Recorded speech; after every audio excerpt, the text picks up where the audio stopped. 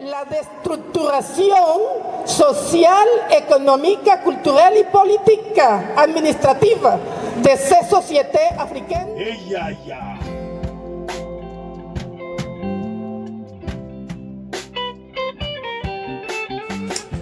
Bonjour à tous, en espérant que cette vidéo vous trouvera tous en bonne santé, je le souhaite en tout cas, je le souhaite. Mbote, comme on dit en lingala, mbote, bonjour.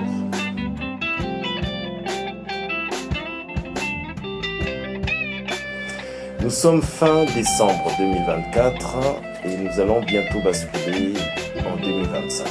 Alors, je précise, je suis en train de parler en termes du calendrier grégorien. C'est pourquoi je parle de 2024-2025. Je ne parle pas du calendrier kamite. Évidemment qu'on aurait pu le faire, mais ça risque d'être peut-être un peu plus compliqué pour d'autres, pour comprendre que le calendrier kamite, on n'est pas à 2000 ans, on est bien au-delà de 6000 ans. Mais c'est un autre sujet. Donc, je vous souhaite de passer des super moments en cette fin d'année. Et je souhaite bonne santé et bonne guérison à celles et ceux qui se sentent moins en forme. Une année fracassante et ambitieuse et féconde pour 2025.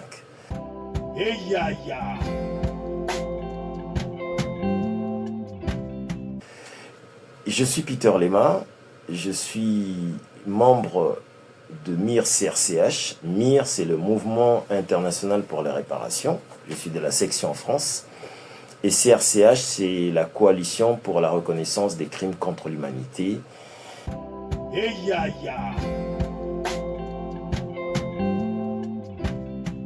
Je suis coordinateur du Cercle du Marronnage et c'est au titre du Cercle du Marronnage que je vais m'exprimer aujourd'hui.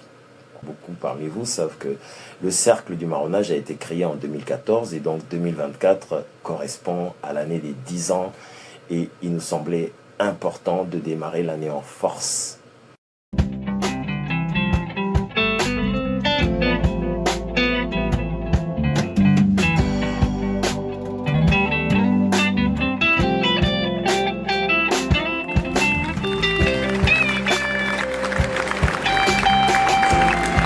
Si vous me permettez que je vous parle de l'immigration procédante de l'Afrique, que je pense que c'est le genre d'immigration qui dérange ici en France, que ce soit l'immigration maghrébine ou l'immigration provenant d'Afrique noire.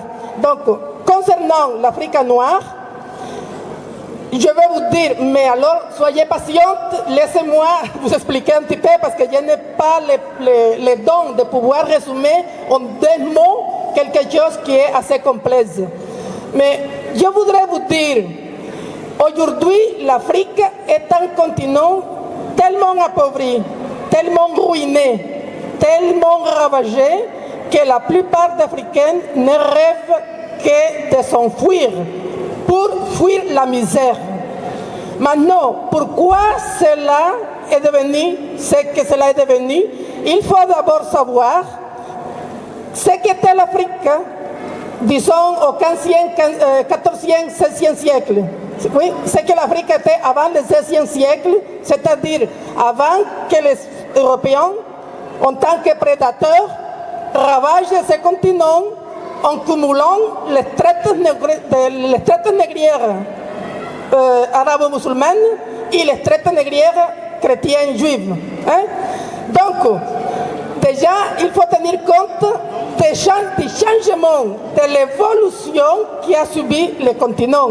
Parce que le cumul des traites a signifié la destructuration sociale, économique, culturelle et politique administrative de ces sociétés africaines qui avaient atteint un niveau de bien-être social qui est aujourd'hui démontrable.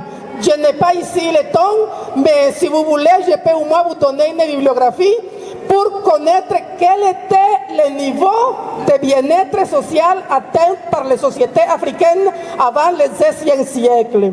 Je vous signale, par exemple, au Congo, au XVe siècle et encore au XVIe siècle, j'ai lu des chronistes européens, dont un Italien, qui était assez choqué parce que les Congolais, disait-il, ils ne connaissaient rien en dehors du Congo, et alors ils croyaient que le Congo était le paradis, que dans le monde il n'y avait pas un seul lieu qui était aussi agréable à vivre que le Congo. C'était des gens qui étaient incapables d'envisager d'aller ailleurs, tellement ils étaient convaincus que leur pays était le paradis.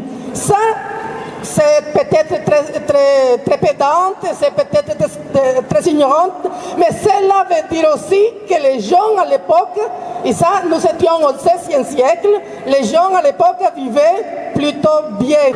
Mais si, comme je le pense, et comme vous le suggérez, je crois, en formulant la question, les conséquences de ce dont nous parlons sont mesurables, sont quantifiables, et sont là et bien là, à ce moment-là, nous aurons bel et bien, in vivo, et dans le présent, des conséquences de ce désastre plus séculaire. Donc, aux effets psychologiques, comme aux effets culturels, comme aux effets juridiques, la continuité est nette entre cet avant-hier, ce hier et ce aujourd'hui. Et rassurez-vous, tout reste à faire, rien n'est fait dans la conquête effective de cette mémoire, de cette histoire. Rien n'est fait, nous sommes au début du commencement, il y a du boulot pour demain et après-demain. Nous prenons, avec le Cercle du Marronnage, MIR-CRCH et d'autres organisations proches de nous, nous prenons le paradigme de la Charte du Mandé. La Charte du Mandé comprend un préambule et 7 sections de la parole. La première section de la parole, c'est que toute vie est une vie et que par essence aucune vie n'est supérieure à une autre. Pour l'initié, nous sommes l'émanation d'une source unique, déclinée en multitude. La deuxième section de la parole, c'est que tout tort causé à une vie humaine exige une réparation. C'est donc une injonction à ne pas martyriser son semblable. Nous ne sommes pas là dans le paradigme de la loi du talion, nous sommes dans le paradigme de la réparation, le paradigme de l'Ubuntu, où, dans l'exercice de la justice, on s'applique à mettre au jour la chaîne des responsabilités quand un tort a été commis et à susciter chez les protagonistes une envie commune de réparer. Réparer pour pouvoir fermer l'épisode malheureux et permettre la cicatrisation et passer à autre chose.